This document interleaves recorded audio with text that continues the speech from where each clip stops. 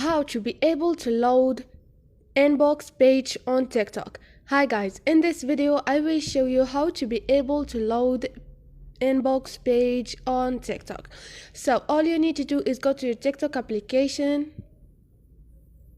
click on those three buttons up there and click on setting and privacy. Scroll down, click on report a problem, wait a minute, and scroll down again, click on notification,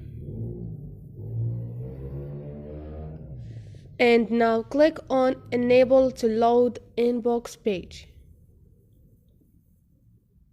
Now TikTok will tell you to switch between Wi-Fi and mobile data, and now clear up video cache and restore the app and your device.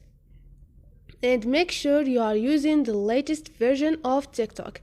If it's still not working, click on no and click on need more help and send TikTok a screenshot or video shot of your problem.